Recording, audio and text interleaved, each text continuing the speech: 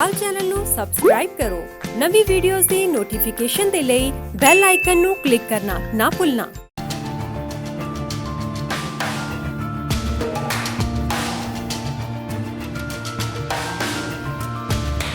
Welcome to another edition of the Insight Show with myself, Jaswant Bora, here on the Sky Network channel.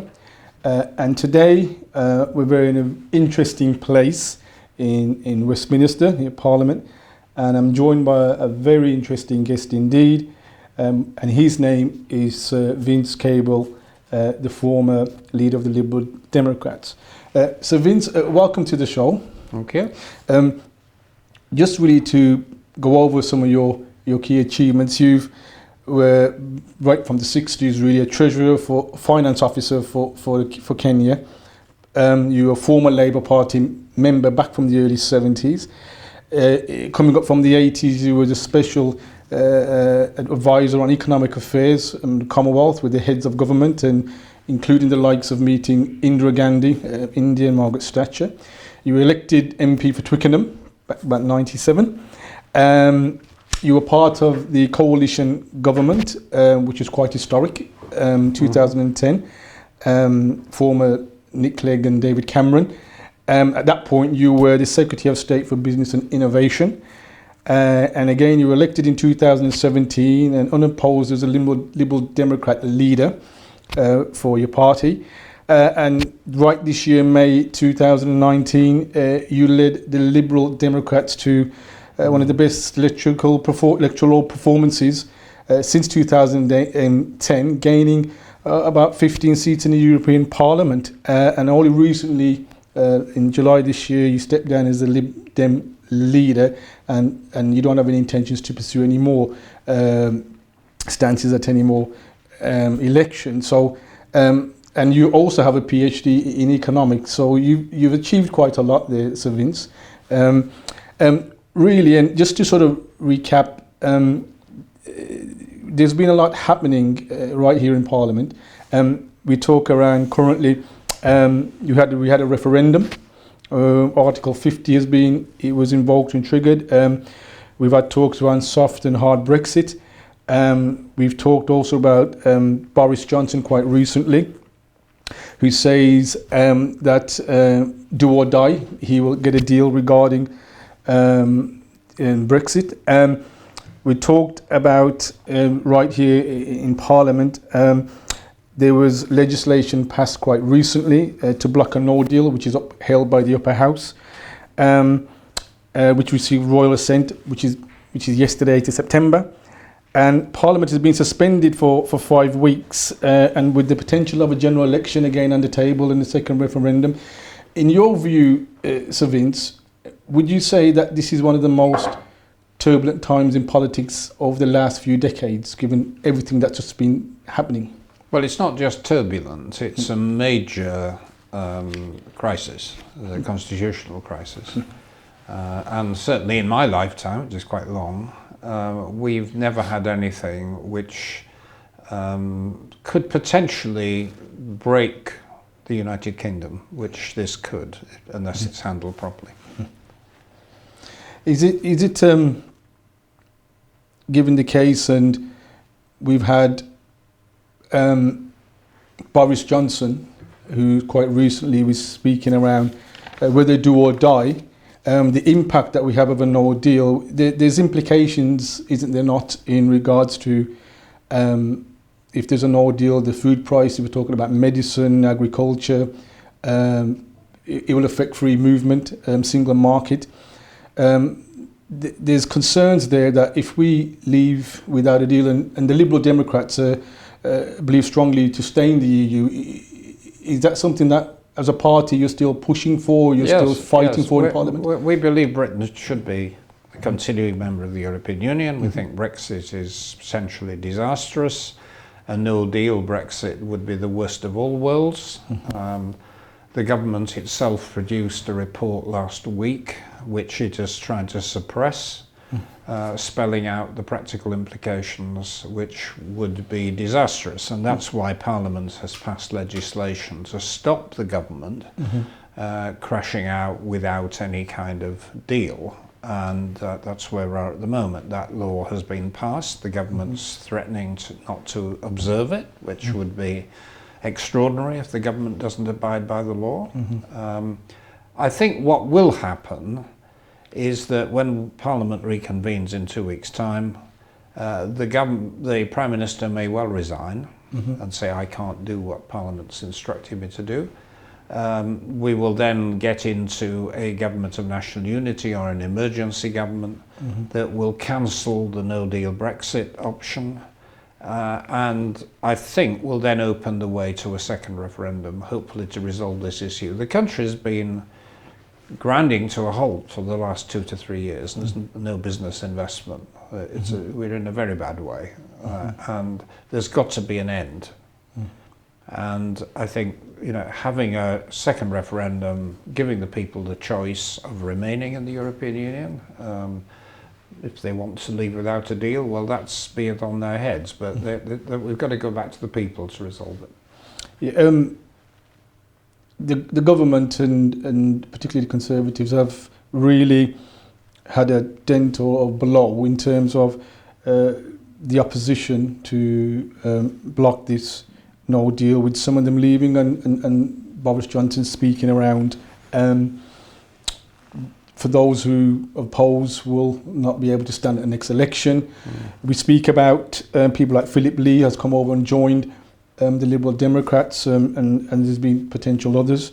There seems a sense of attraction or disillusionment of the current government, where some have decided now to, for example, join Lib Dems because of your position on Brexit, your position on negotiating some deal within Europe. What is making the Liberal Democrats so attractive, so strong, where people are seeing where they will like to invest their political careers, having spent a considerable amount of time in other parties, particularly currently in the Conservatives? Yes, well, we're getting a resurgence of support. We've had a bad time in the past. We had 2 very bad elections, 2015-17. Our support went down to single figures, but at the end of my period of leadership, we've come back again very strongly. We now have about 20% of public support. We've won a large number of seats in local elections. We won a lot of seats in the European elections. We're now in a much, much stronger position. And I think the reason for it is twofold. One is that we had the right position on Brexit, which was clear, unambiguous. We weren't trying to support both sides at the same time, like Mr. Corbyn and the Labour Party. So people have turned to us because we're giving leadership and clarity. The second reason is that we are an established party with a lot of experience in local government, running councils very well. We've not come from nowhere. We have deep roots, and we've got experience in central government, in the coalition, national coalition. So, we're a moderate, centre ground, open, tolerant, internationalist, green party, representing the values of many, particularly young people, and we're growing and we'll grow further. It seems that sense of momentum that's building. You've made a lot of promises within your manifesto, things that you've campaigned for yourself. In regards to, I know even people like Tony Blair, the former Labour leader, has mentioned it's a worrying time. There's some economical damage that's happened. I do believe somewhere you've mentioned in one of your manifestos that you will, given the impact, the uncertainty that has been created because of this potential no deal and etc., that you will make funds available, something in the region of a few million, for those who have been affected, impacted because of the degree of uncertainty. It's a very dark time, between a rock and a hard place, with decisions that's got to be made.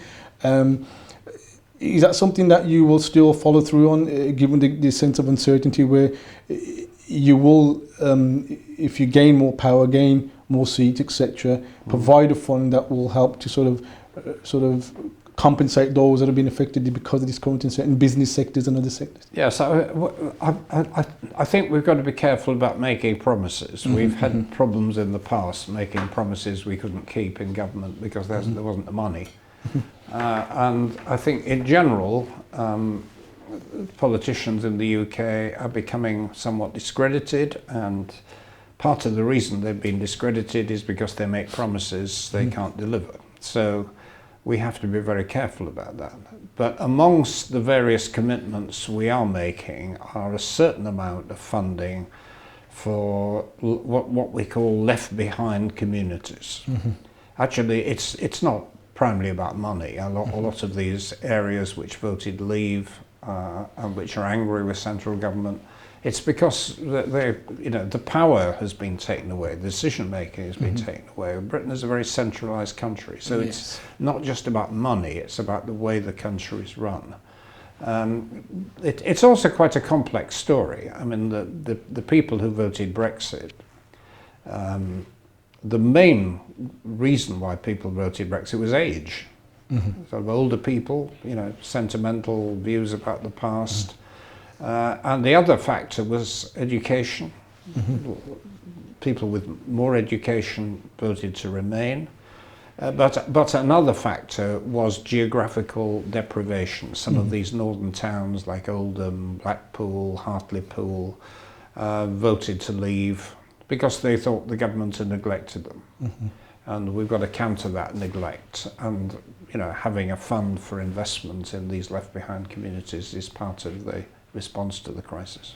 And this is something that your members in the European Parliament, Lib Dem, are continuing to campaign for, and making your voice be heard to Brussels and other places. You feel that having clearer, more transparent dialogue with the EU will be in the interest of the British public, consider we just said that it was the British public that chose to leave, 51% plus. But now we have to, as you said, make some amends, and the way to do it is to have stronger, clearer, transparent negotiations with Europe. Yeah, we as a party, we have very good links with our sister parties in Europe. There are, I think, 8 Liberal Prime Ministers. It's part of my privilege as leader to go to meet them every few months. Yeah, we have a very strong Liberal community, but in order to make that set of connections effective, we have to make sure that Britain is committed to Europe, not in, half out. So this is defeating Brexit through referendum, stage 1. But stage 2, we need to give the British public reassurance on the things that they have been apprehensive about. I mean, there is a worry about unrestricted immigration in Europe. I think everybody now accepts that that has to be managed much better. But it's got to be done within the European Union rather than outside it. As we've been discussing, Sir Vince, you spoke about a bit more. You spoke about more transparency and being more clear and precise with some of these negotiations. There's implications in a wide range of sectors. Mark Carney, the governor for the Bank of England, has mentioned there'll be financial impact of a withdrawal, or at least an ordeal. What do you see, or how do you define some of the financial impacts that we will have as a country leaving the EU without any deal, or even something a bit more sustainable whereby we can negotiate further? Well, Britain hasn't yet left the European Union, but there's already been a major economic impact from the referendum vote. Although it wasn't really noticed at the time, there was a big devaluation, about 18%, and it fed through into cutting people's wages after inflation. So there has been a substantial impact, and if we left without a deal, one of the certain consequences is another big devaluation of the currency, because people will lose confidence in the UK. No, I mean, all countries adapt to shocks eventually, but I would envisage 5-10 years of disruption and decline. We would lose quite a lot of the manufacturing industries that depend on supply chains within Europe. It would do a lot of damage to the financial service industry. from which the country derives a lot of government revenue. Even in terms of other social or economic issues affecting us, things like crime and terrorism, things that you also campaign for to strengthen and deal with. You know, for example, if we were to leave the EU, and obviously there's going to be a great effect or impact on things like negotiating with other agencies. For example, if outside the EU, the police would not have access to what we know as European arrest warrants, a tool that for those who are suspected or convicted of terrorism to be extradited back to their countries to stand trial.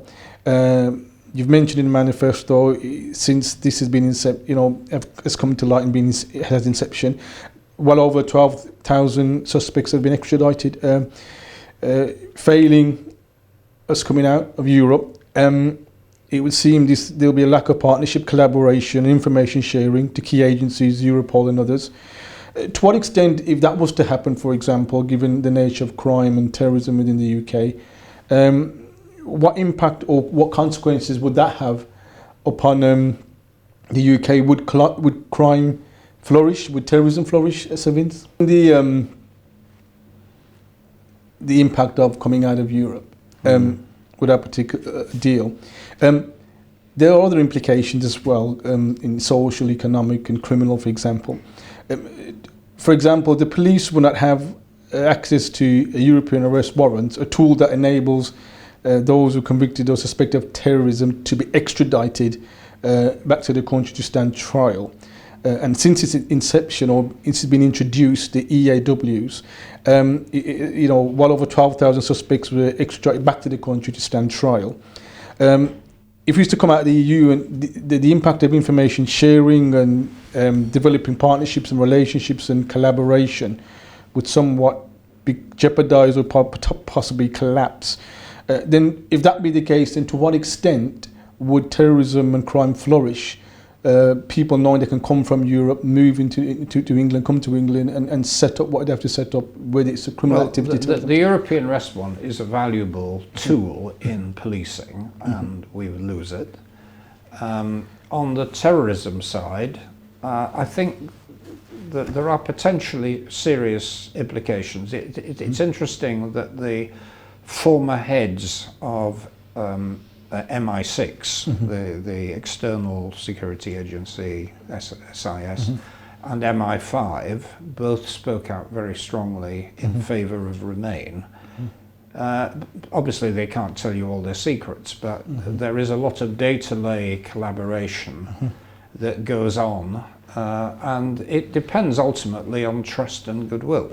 And if we have Brexit, and particularly a angry, messy Brexit, then we lose that trust. Also on a political scale, internationally, you talk about this violation of international laws. You as a Liberal Democrat, you will call for a greater support for democratically elected administrations and for economic sanctions to continue, particularly on Russia.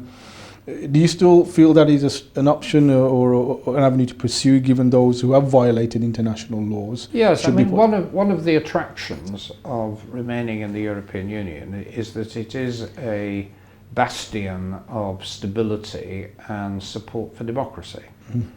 And flowing from that, the European Union has been able to stand up against Russia under the Putin administration. All kind of things have been happening, including state-sponsored murder in this country. But not just with Russia. The Trump administration is highly erratic, is doing terrible damage, destroying the world trading system, amongst other things. And in order to stand up to them and stand up to Russia, we need a strong, united Europe. And Britain splitting away weakens Britain and it weakens Europe. That was one of the questions I think you've just already alluded to, which I was going to talk around, was the relationship between Britain and America if this deal? I mean, I think in the past Donald Trump has already made mentions around us being, if I use the word, being pushed to the back of you when it comes to trade deals and international deals. Well, I think it's important to understand that a trade deal with the United States doesn't remotely compensate for the loss of trade with the European Union. It's a much smaller segment of our economy. Any trade deal with the United States would probably be restricted to tariffs, which is quite useful but quite minor. The real problems are non-tariff barriers, and these are operating often at state level in the United States, not at federal level. And there is the other danger that the Americans are very tough negotiators. They're in a powerful position. They believe in America first, not Britain first. And they're making it very clear that they would want Britain to dilute its food standards, that they would want access to the British market for drugs for their pharmaceutical companies, and all kind of things that will weaken the UK. And the British government is just not in a strong enough position to negotiate with America on the basis of equality. I know because even in the Obama administration, we negotiated a transatlantic treaty. It was very clear that the Americans had big demands. And Britain on its own, as opposed to part of a 28-country bloc, is not a strong negotiator. There's also implications around in terms of employment, and we've at the TUC conference that's taking place, and Jeremy Corbyn talks around democracy and being more democratic in them processes, negotiating for their employees, and looking at collective bargaining and similar things to that degree and that extent. In your view, how would democracy then be, or people's confidence in democracy be restored, given what's happening with Brexit? When Theresa May was trying to negotiate a deal with the European Union, we didn't like it, but there was, she was being very careful to guarantee that environmental standards, labour standards would be protected. What Boris Johnson is currently doing is saying that if we have no deal, all of that stuff, we can forget it. And the European Union's wish to have a level playing field, it will simply be torn up. So the protections which we have at the moment, and which even Theresa May negotiated, there is a real danger of losing them all. There was also, as you mentioned, given the negotiations which the Conservatives made as a party, and the sense of fraction, in a sense where Boris Johnson seems to have gone against some of his own ideals and some of the things that he stood for. It was said by one of the former Director of Public Prosecutions that he could be held in contempt of court if we reach the 31st and leave without a deal. He has to put something on the table come around the 17th of October or thereabout to convince and persuade us it's the negotiations. In your view, as we're coming towards the concluding stages of this interview, are we in a strong position of terms of having that assurance that we are going to get a deal, and to what extent this deal is going to benefit the British public, or post-Brexit 31st of October? We will head for a general election, and at that point there's a possibility of Labour coming into power and Jeremy Corbyn. I don't think there's any prospect of the Labour Party winning the election. The Labour Party are going to lose a lot of seats to the Conservatives in the north of England. The Conservatives are going to lose seats to my party in England and to the Scottish Nationalists in Scotland. There is no prospect of Jeremy Corbyn winning an election, but the Conservatives talk about that because they want to frighten people with the thought of Jeremy Corbyn, with his Marxist views. They think it will put people off if they talk up this risk, but actually it's not likely to happen. The bigger danger is that Parliament is again gridlocked, because we have a lot of Scottish nationalists, we have no clear majority in England, we've got the problems in Ireland.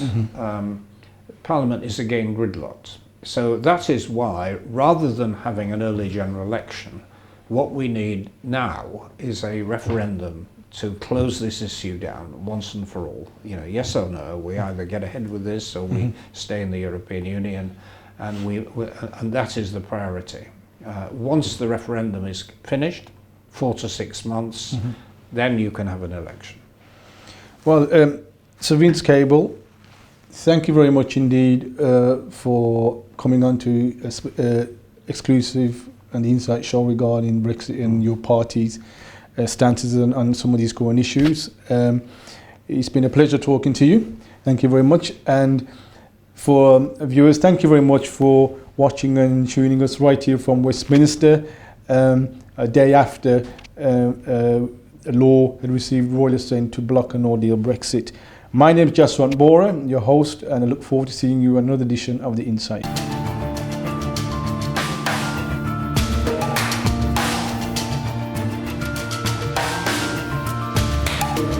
Akal channel ਨੂੰ subscribe ਕਰੋ। ਨਵੀਂ videos ਦੀ notification ਦੇ ਲਈ bell icon ਨੂੰ click ਕਰਨਾ ਨਾ ਭੁੱਲਣਾ।